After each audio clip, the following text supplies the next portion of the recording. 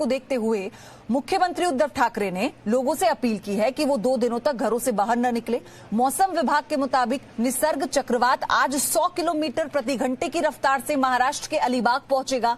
मुंबई और greater Mumbai police ने आज दोपहर 12 बजे तक के लिए सार्वजनिक स्थानों और समुद्र के किनारे लोगों के जाने पर प्रतिबंध लगा दिया है। निसर्ग तूफान को लेकर पीएम मोदी ने महाराष्ट्र के मुख्यमंत्री उद्धव ठाकरे और गुजरात के मुख्यमंत्री विजय रूपाणी से बात की है। हर संभव मदद का भरोसा दिया है। और इसी के साथ अपडेट यह है कि निसर्ग तूफान की वजह से मुंबई एयरपोर्ट पर विमानों की जो उड़ान है उनमें कटौती की गई है। आज सिर्फ 19 विमान ही उड़ान भरेंगे। मुंबई एयरपोर्ट पर आज 8 विमानों की लैंडिंग, 11 विमान टेक ऑफ कर पाएंगे। फिलहाल रोजाना 50 विमान उड़ान भर रहे थे, लेकिन उसमें कटौती की गई है। यानी मुंबई एयरपोर्ट पर आज 8 विमान की लैंडिंग होगी, 11 विमान सिर्फ टेक ऑफ कर पाएंगे। फिलहाल रोजाना 50 विमान यहां से उड़ान भरा करते थे, तो एहतियात के तौर पर इन उड़ानों में कटौती कर दी गई है।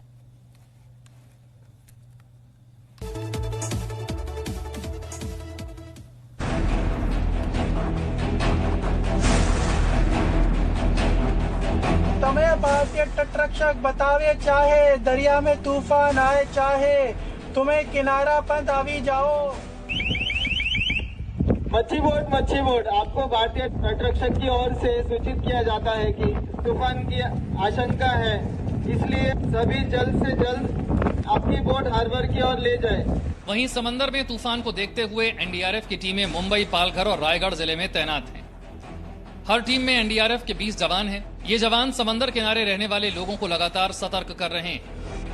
रायगड, पालघर, ठाणे, मुंबई अशा सर्व ठिकाणी एनडीआरएफच्या 10 टीम डिप्लॉयड झालेल्या आहेत। त्यापैकी एक टीम इथं श्रीवर्धनला डिप्लॉयड झालेली आहे। आणि इथं जे निसर्ग सायक्लोन येत आहे त्या चक्रवातामुळे जी काही संभावित दुर्घटना किंवा संभावित धोका जो आहे त्याच्यापासून निपटारा करण्यासाठी आणि लोकांना त्या संकटामध्ये मदत करण्यासाठी एनडीआरएफची टीम इथं उपस्थित झालेली आहे।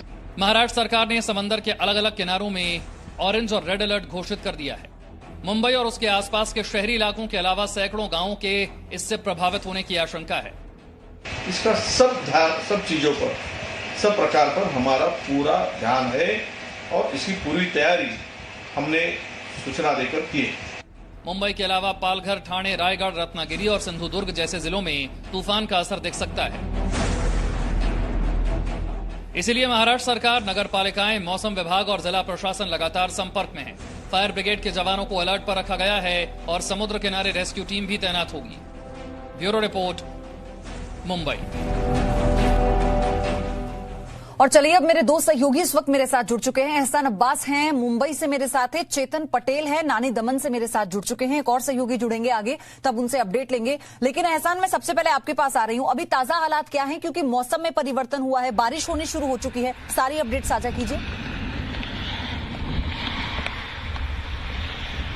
यहाँ पयोधी लगातार बीती रात से मुंबई और मुंबई के आसपास के इलाकों, ठाणे में, रायगढ़ में रिमझिम बारिश लगातार जारी है।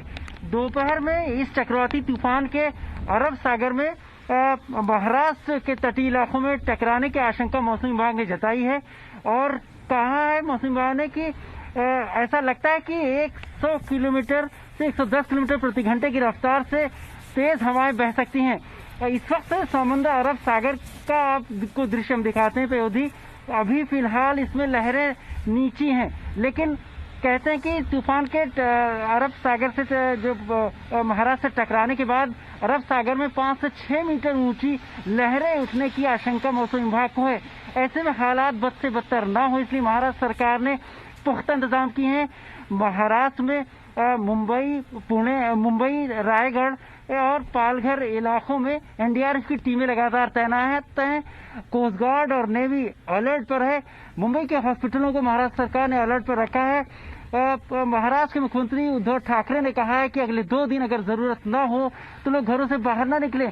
बीएमसी ने हेल्पलाइन जारी कर दिया और जगह जगह पुलिस गश्त कर रही है और खास करके बीचेस पर आम लोगों को दूर रहने की सलाह दी गई। जो मुंबई में समुद्र तटों के निचले इलाकों में रह रहे हैं उन्हें सुरक्षित ठिकानों पर पहुंचाया जा चुका है। पयोधी और चेतन पटेल भी मेरे साथ हैं। चेतन, वहां की जानकारी आप दीजिए, वहां पर क्या हालात बने हुए हैं?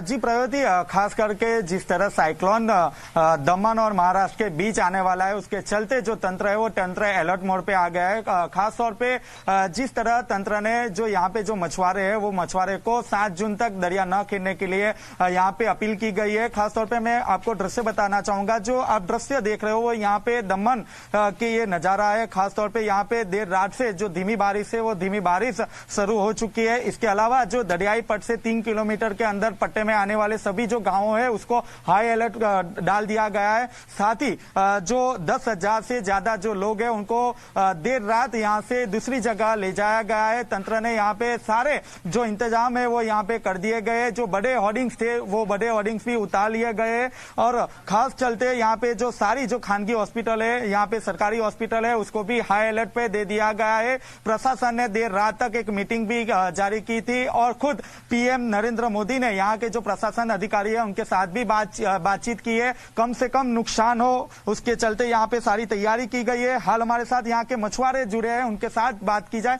जी, यहाँ पे किस प्रकार के बंदोबस्त लगा गया है? मैं यहाँ के स्थानीय हूँ, दमन के, मेरे भी मछुआरे बोट है, तो यहाँ पे सब अलर्ट किया है प्रशासक ने और हाई टाइड होने वाला है 12 बजे, तो सबको अलर्ट किया गया है दमन के निवासी को। जी, मैं आपसे पूछना चाहूंगा किस तरह अलर्ट दिया गया है मछुआरे को और खासतौर पे कितने लोगों को स्थानांतरित किया गया अभी तक? पुलिस प्रोटेक्शन कर दिया गया है यहाँ पे और सब रेड अलर्ट पे कर दिया है। और मछुआरों को किस तरह सलाह दी गई है? मछुआरे को ये सलाह दी है कि 24 घंटे के अंदर मच्छी ना मारे और सबको घर पे बैठने के लिए कहा गया है। सरकार की तरफ से जो एडवाइजरी जारी की गई है, लोग उसे फॉलो भी करेंगे क्योंकि ये एक अनिवार्य होगा, मैंडेटरी होगा, क्योंकि किसी भी तरह की अप्रिय घटना से मुकाबला किया जा सके। हालांकि अलीबाग से मेरे सहयोगी राकेश त्रिवेदी जुड़ चुके हैं। राकेश, मैं आपके पास आऊंगी, लेकिन उससे पहले हम आपको दिखा दें कि आने वाले कुछ घंटे कितने महत्वपूर्ण होने वाले हैं मुंबई में, क्योंकि मुंबई में 100 mm तक बारिश और तेज हवाएं चल सकती हैं और एनडीआरएफ ने किस तरह की तैयारियां की हैं इन जगहों पर, वो आप देख लीजिए। तो महाराष्ट्र में एनडीआरएफ की 20 टीमें तैनात की गई हैं, जिनमें से मुंबई में 8, रायगढ़ में 5, पालघर में 2, ठाणे में 2 और रत्नागिरी में 2 और सिंधु दुर्ग में 1 टीम तैनात की गई है। हमारा टीम धनु बीच में आज मॉर्निंग 4:30 आवर्स से तैनात है। हम देखा था मॉर्निंग 4:30 से पहले उसका टाइड्स का हाइट और सी का लेवल बहुत कम है। अभी मॉर्निंग 7 बजे आवर्स में अभी राइज हुआ है। हम इधर सामने एवोकेशन सेंटर है, केएल पांडा का साइक्लोन सेंटर दिया गया है। उसमें तकरीबन कल सिविल प्रशासन और हमारा एनडीआरएफ टीम से पूरा कोस्टल एरिया विलेजेस को ब्रीफ किया गया है। आप लोग एवोकेशन सेंटर में आ जाइए।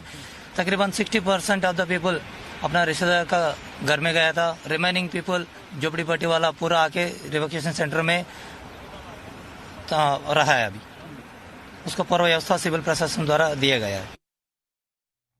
चलिए, राकेश त्रिवेदी भी अलीबाग से हमारे साथ जुड़े हुए हैं। राकेश, लोगों को एडवाइजरी तो जारी कर दी गई है सरकार की तरफ से, लेकिन क्या इसे फॉलो भी कर रहे हैं लोग? जी बिल्कुल, देखिए कई सारी जगहों से प्रयोदी ऐसी रिपोर्ट्स आ गई कि बहुत सारे जो मछुआरे थे वो अपने मकान खाली करने के लिए तैयार नहीं थे। यहाँ पर उनका ये कहना था कि हमें जो है हम किसी भी तरीके से इस साइक्लोन का जो सामना है वो कर लेंगे, हमें अपना घर भी बचाना है, प्रॉपर्टी भी बचानी है। बड़ी मुश्किल से जो है बीती रात को कई इलाकों को जो यहाँ पर खाली करवाया गया। मैं अगर बात करूं तो मुंबई के अलावा रायगढ़ और ठाणे और पालघर, इन इलाकों को मिलाकर के प्रशासन ने अब तक 65,000 लोगों को जो है सेफ जगह पर एक रिलीफ सेंटर में जो है वहां पर उन्हें शिफ्ट किया हुआ है। अब तक जो कई सारे गांवों को यहाँ पर खाली करवा दिया गया। देखिए, मैं यहाँ अलीबाग में मौजूद हूँ प्रयोदी, और ये मौसम विभाग के मुताबिक ये वो स्पॉट है जहां पर आज दोपहर को ये साइक्लोन निसर्ग जो है टकरा सकता है। इसका लैंडफॉल जो है वो इसी स्पॉट पर हो सकता है। और ठीक ग्राउंड जीरो से मैं आपको ये तस्वीर दिखा रहा हूँ, जहां पर इस वक्त अगर मैं बात करूं तो समंदर काफी बहुत ज्यादा रफ दिखाई दे रहा है। तेज हवाएं यहाँ चलनी शुरू हो चुकी हैं और यहाँ पर भी अब मध्यम जो है बरसात भी हो गई है। अब आने वाले कुछ और घंटों में इसका जो असर है वो और ज्यादा, सबसे ज्यादा यहीं पर अलीबाग में दिखाई देगा और इसी का असर होगा कि मुंबई और आसपास के जितने जो तटीय इलाके वहां पे भी आपको इसका असर देखने मिलेगा। प्रयोदी, अगर इसके विंड रफ्तार की हम अगर बात करें राकेश, तो क्या बताया जा रहा है? हवा की गति कितनी हो सकती है और कितना इसका प्रभाव पड़ सकता है? क्या इसमें चेंजेस होंगे इसके वेरिएशन में?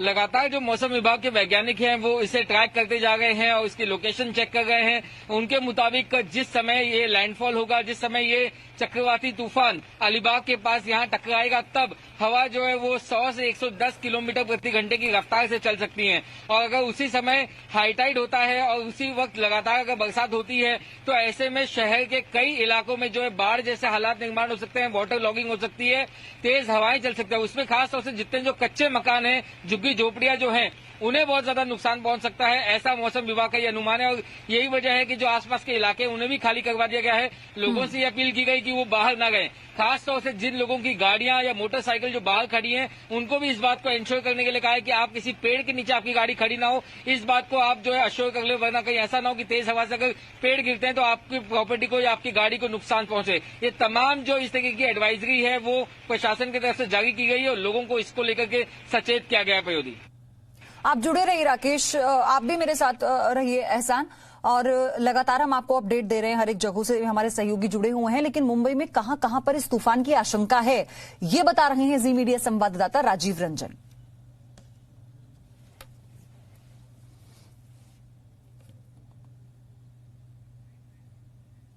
मरीन ड्राइव की तस्वीरें फिलहाल आप देखिए। उससे पहले यहां पर पूरी तरह से चौकसी भी है और साथ ही सावधानी भी बरती जा रही है। और ये लगातार, जैसा हम आपको बता रहे थे, कि जो टीम्स हैं वो वेरिएशंस को जज कर रही हैं, यानी रफ्तार कितनी हो सकती है, क्योंकि समय कोई एग्जैक्ट कोई टाइमिंग नहीं है इसको मुकर्रर कर देने की कि इस समय पर आएगा।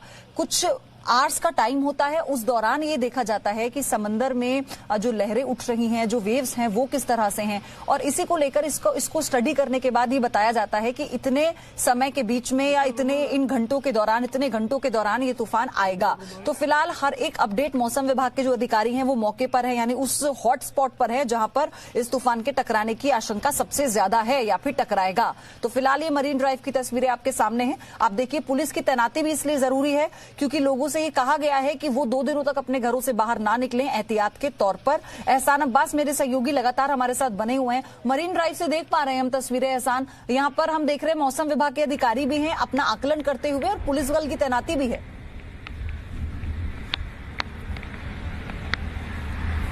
जी बिल्कुल, पुलिस बल और खास करके मरीन ड्राइव और जो बीचेस हैं वहां पर धारा 144 जो इम्पोज की गई है कि जो समुद्र तट के किनारे खास करके इस तरह से जो प्रोमेनेड्स बने हुए हैं वहां लोग ना रहें, क्योंकि जो चक्रवाती तूफान जब दोपहर में महाराष्ट्र के पालघर के इलाकों में जब टकराएगा तो उसका असर मुंबई और आसपास के इलाकों में तेज होगा, और ऐसे में इस वजह से महाराष्ट्र अरब सागर में ऊंची लहरें उठ सकती हैं। तो इसलिए समुद्री तटों पर जो मुंबई पुलिस ने लगातार गश्ती बढ़ाई है। आज किसी को यहाँ पर खास करके जो प्रोमेनेड है यहाँ पर वॉकिंग करने पर मनाही की गई है, क्योंकि खतरा खासा बढ़ सकता है। ऐसे में मुंबई पुलिस ने पुख्ता बंदोबस्त इस तरह से किए हुए हैं। प्रयोदी, ठीक है एहसान, राजीव रंजन की एक रिपोर्ट हम इतने दिखाते हैं आप लोगों को क्योंकि वो ये बताएंगे आपको मुंबई में कहां कहां इस तूफान की आशंका है, तो ये भी आप जान लीजिए इस रिपोर्ट में। समुद्री चक्रवात मुंबई की तरफ बढ़ रहा है और इसका दबाव किस दिशा में है, ये सब जानने के लिए और किस तरीके से ये मुंबई में बढ़ेगा और क्या क्या असर कर सकता है, ये जानने के लिए हम हैं आईएमडी के हेडक्वार्टर में, यानी मुंबई के हेडक्वार्टर में। हमारे साथ हैं प्रभारी डायरेक्टर विश्वंभर सिंह साहब। वो बताएंगे कि आखिर किस तरीके से, जैसे मॉनिटर पे आपको दिख रहा होगा कि ये किस तरीके से बढ़ रहा है और क्या क्या बढ़ रहा है।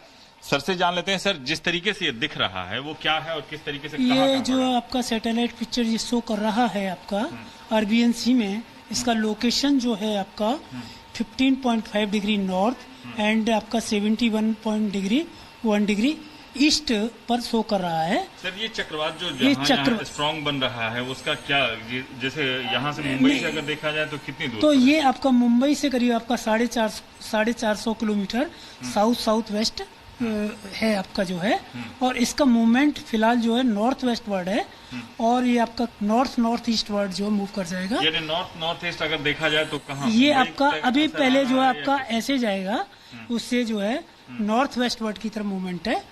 3 तारीख का जो है वो आपका 17.4 degree north and 72 degree east रहेगा और इसका मूवमेंट जो है आपका फिर नॉर्थ ईस्ट हो जाएगा और उस टाइम ये सीवियर साइक्लोनिक स्टॉर्म हो जाएगा। इसमें विंड स्पीड जो है आपका अप टू गस्टी 90 विंड तक होगा, 90 kmph तक रहेगा। अभी जो इसका विंड स्पीड है वो कितना है, और अगर देखा जाए तो जो मूवमेंट 11 किलोमीटर प्रति घंटा की स्पीड से ये चल रहा है और इस टाइम जो इसकी विंड स्पीड जो है आपका 90 किलोमीटर के हिसाब से चल रहा है, यानी 90 किलोमीटर की रफ्तार से अभी चल रहा है। या अगर 90 किलोमीटर इसकी सस्टेन्ड विंड है जो है 11 किलोमीटर प्रति घंटा की स्पीड से इसका मूवमेंट है, लेकिन सस्टेन्ड विंड जो है वो आपका 90 किलोमीटर है और ये इसकी विंड स्पीड जो है आपका 110 किलोमीटर के आसपास हो जाएगा और उस टाइम ये सीवियर साइक्लोनिक स्टॉर्म में जो है इंटेंसिफाई हो जाएगा। राजीव रंजन सिंह, जी मीडिया, मुंबई। तो देखिए, हर एक गति पर और हर एक मूवमेंट पर इसकी नजर है मौसम विभाग की तरफ से और साथ ही ये भी आकलन किया जा रहा है कि इसकी रफ्तार क्या बदल सकती है नजदीक आते आते। तो हर एक जानकारी